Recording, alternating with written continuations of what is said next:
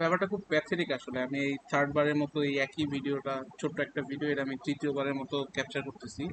তো প্রথমবারে আমি অডিও অন করতে ভুলে গেছিলাম, সেকেন্ড টাইমে আমি আসলে আরেকটা উইন্ডো রেখে, মানে আরেকটা উইন্ডো থেকে শুরু করছিলাম, তো উইন্ডো শিফট করে নেই, ওই ওই উইন্ডোতেই রয়ে গেছি, কিন্তু আমি এদিকে কাজ করে গেছি।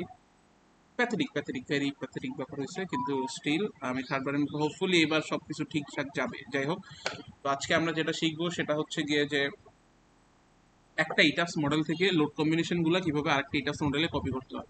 তো অনেকগুলো লোড কম্বিনেশন নিয়ে কাজ করতে হয় আমাদের এই বিএনবিসি 20-এ দেওয়া আছে সব।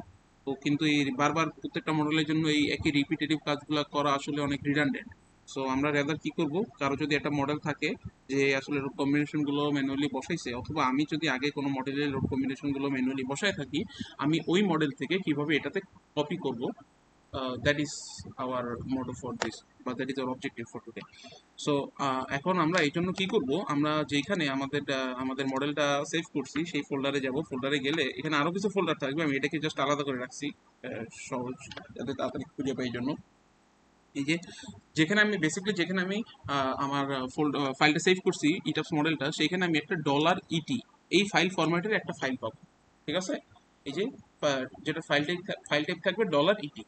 সো আমি আমার এই যে নতুন মডেলের জন্য এটা হচ্ছে নিউ ফাইল, আমার $80 ফাইলটা। আর একটা দরকার, যেই মডেল থেকে আমি কপি করব, মানে আমার দুইটা মডেল, একটা হচ্ছে কি আমার নতুন মডেল যেটা লোড কম্বিনেশন নাই, আর একটা হচ্ছে যেটা লোড কম্বিনেশন আছে।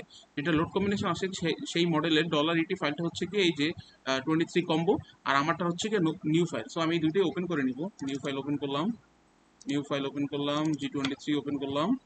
ওপেন করার ফলে এখন আমি কি করব, যে আমি যদি নিউ ফাইলে যাই, নিউ ফাইলে গিয়ে যদি আমি এখানে সার্চ দিই, ফাইন্ডে গিয়ে কম্বিনেশনে সার্চ দিব। কম্বিনেশনে সার্চ দিয়ে এই যে লোড কম্বিনেশনে আমি দেখতে পাচ্ছি মাত্র একটা কেস আছে, কারণ আমি একটা বসাইছিলাম ম্যানুয়ালি। আবার আপনি যদি না বসান তাহলে নাও থাকতে পারে। সো লোড কম্বিনেশনটা খুঁজে বের করতে হবে। লোড কম্বিনেশনটা খুঁজে বের করে দেন, অথবা যদি আমার লোড কম্বিনেশনই একদম না থাকে, তাহলে এই যে লোড কেস যেগুলো আছে আমার, লোড কেসেস লোড কেসেসের পরে আমি এখানে লোড কম্বিনেশন টোটালটা পেস্ট করে দেবো। এটা কোথেকে পেস্ট করবো, আমার ওই যে যেইটা আমার লোড কম্বিনেশনগুলো অলরেডি এক্সিস্ট করে সেই ফোল্ডারটা হচ্ছে, সেই ফাইলটা হচ্ছে এই যে 23 কম্বো যে ফোল্ডারটা ছিল, ওইটা থেকে আমি এখানে আবার সেম ভাবে কম্বিনেশনটা খুঁজে বের করবো। কম্বিনেশনটা খুঁজে বের করে এই যে $সাইন থেকে শুরু করে আমার একদম ডট কম্বিনেশনের শেষ পর্যন্ত এই টোটালটা আমি সিলেক্ট করে কপি করে নিব। এর কম্বিনেশনগুলো কপি করে নিলাম। কপি করে নিয়ে আমার যে নতুন ফাইল, আমার যে মডেল, সেই মডেলে আমি এটাকে টোটালটা এটা সিলেক্ট করে পেস্ট করে দিব। সো পেস্ট করে দিলাম। তাইলে আমার এখন মডেলগুলো চলে আসছে। এটা আমি একবার সেভ করে ফেলবো। সেভ করে ফেললাম নতুন ফাইলটা। এবার আমি যাব ইটাপসে গিয়ে আমি এটাকে ক্লোজ করে দিই। নো, এখানে গিয়ে আমি যাব ফাইলসে গিয়ে ফাইলসে গিয়ে ইম্পোর্টে গিয়ে $E2 কে ফাইল থেকে এই যে নিউ ফাইল যেটা আমি মাত্র সেভ করলাম, সেই ফাইলটাকে আমি সিলেক্ট করে দিলাম। ওপেন করলে এই মডেলটা আমার ইম্পোর্ট হয়ে যাবে।